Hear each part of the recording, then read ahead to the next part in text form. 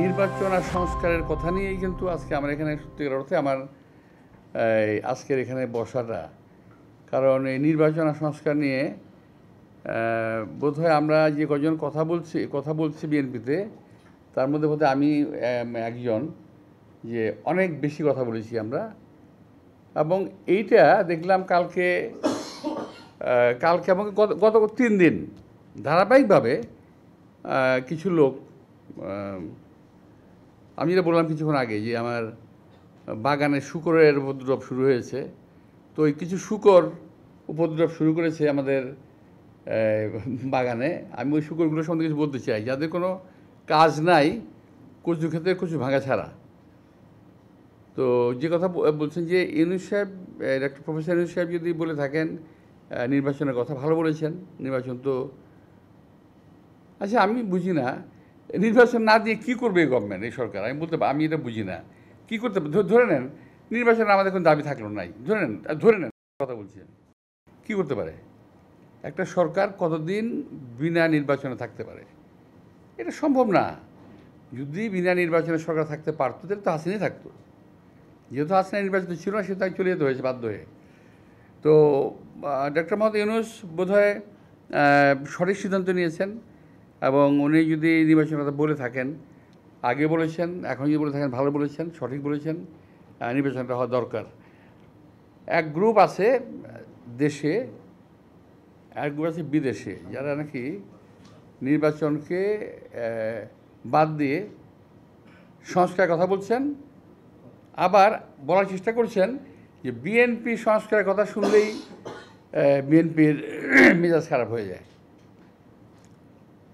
আমি এখানে আমার একটু তীব্র আপত্তি আমাদের, যে বিএনপি কখনো সংস্কারের বিপক্ষে নয়।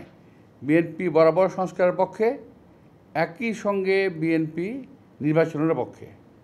দুটোরই প্রয়োজন আছে, কিন্তু এমন সংস্কারের পক্ষে বিএনপি নয় যেটি দেশের জনগণের স্বার্থের, জনগণের অধিকারের বাইরে চলে যাবে। এমন কোনো সংস্কার বিএনপি কিংবা আমরা মেনে নিতে পারি না, মেনে নিবও না। আমি এই কথা আগে বলেছি, এখনও বলছি। আপনারা দেখবেন সংস্কার যদি যারা নাকি এটা নিয়ে এটা পড়েছেন, যাদের কাছে স্প্রেডশিট গেছে, যারা পড়েছেন তারা দেখেছেন যে এমন কিছু প্রস্তাব আছে যে প্রস্তাবগুলো বাংলাদেশে মানুষের সঙ্গে মানানসই নয়, যেগুলো বাংলাদেশের সঙ্গে যায়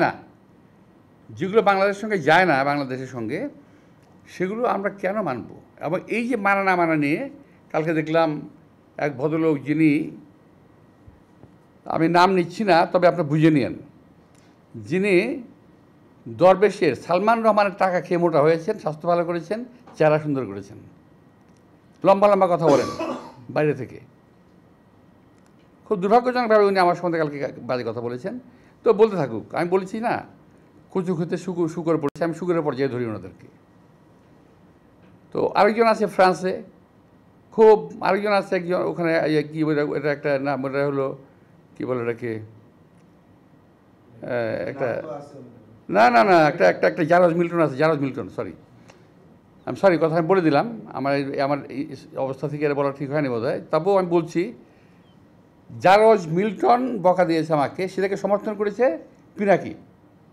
অর্থাৎ জারজ মিল্টন যে ভাষা আমাকে বকা দিয়েছে, পিনাকি সমর্থন করেছে। আমি বলতে চাই যে ওরা সবাই একই বংশের, একই গোত্রের সন্তান। কোনো ভদ্রলোককে এভাবে গালি দিতে পারে না।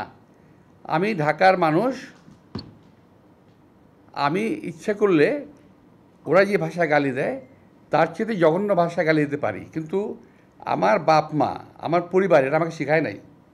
ওরা যেটা বলছে এবং বলেছে, এটা ওদের পরিবার থেকে শেখানো, ওরা ওই পরিবার থেকে করে আসছে, শুকরের জাত। আমি সরি, আমি কথাগুলো বললাম বাধ্য হয়ে, যে আমি যে বলেছি আজকে বলি, এখনও বললাম যে এখনও যে সংস্কারের কথা বলার কারণে আমি নাকি সংস্কার মানি না। আমি বলছি ওই সংস্কার মানি না যে সংস্কারটা দেশের মানুষের প্রয়োজন নাই। আমি সে কথা বলেছি। তারা যদি ভুল বুঝে এবং টাকা খেয়ে স্বাস্থ্য ভালো করে বিদেশে থেকে এই দেশের রাজনীতিবিদদের সম্বন্ধে কুৎসারণা করে, গালিগালাজ করে, এবং আমি আশ্চর্য হয়ে গেলাম, প্রথম গালিগালাজ শুরু করলো তারা আমাকে। তারপরে তারা শুরু করলো আমাদের সেক্রেটারি জেনারেল মির্জা ফখরুল সাহেবকে, তারপর তারেক রহমান সাহেবকে, আমাদের অ্যাক্টিং চেয়ারম্যান, এমনকি তার পরিবার সম্পর্কেও তারা কথাবার্তা বলা শুরু করেছে। আমার আজকে কিন্তু মূলত এই কথাই বলাই ছিল, আমার অন্য কোনো সাবজেক্ট ছিল না। এটাই ছিল আমার বক্তব্য যে ওরা আসলে চাচ্ছেটা কি। ওরা বিএনপিকে কিংবা আওয়ামী লীগকে কিংবা অন্য কাউকে ওরা ভালোবাসে না, ওরা ভালোবাসে ভারতকে।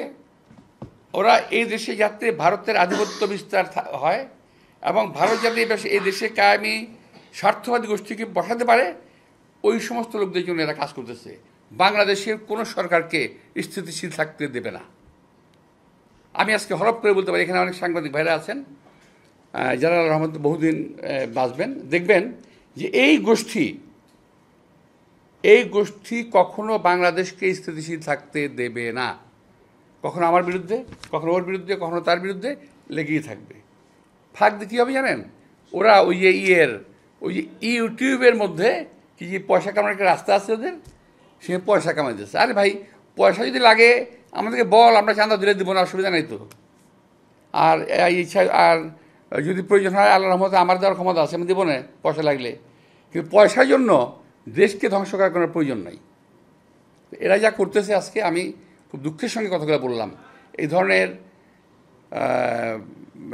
অশ্রাব্য ভাষায় আমি কথা বললাম বাধ্য হয়ে, কারণ ওরা অশ্রাব্য ভাষায় গালি দিয়েছে। তারপরে কথা আছে, আমি আর বলতে পারতাম, বললাম না। কুকুরের কাজ কুকুর করেছে, কামড় দিয়েছে পায়। আমি আর পাখিরা বলতে যাচ্ছি না। তো বন্দে আলী মিয়ার গল্প, এটা বোধহয় কবিতাটা পড়েছিলাম ছোটোবেলায়, কিছুটা ভুলটুল হতে পারে। কি জানি, কুকুরের কাজ কুকুর করেছে, কামড় দিয়েছে পায়, তাই বলে কি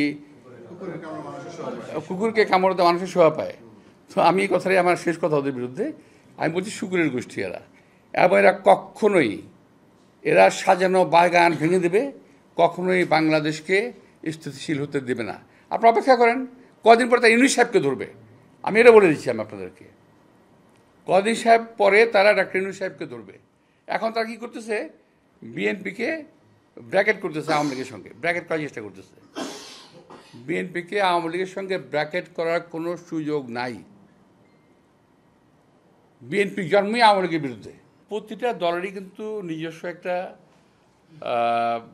শক্তি আছে, প্রতিটা দলের নিজের একটা ক্ষমতা আছে, প্রতিটা দলের পপুলারিটি আছে।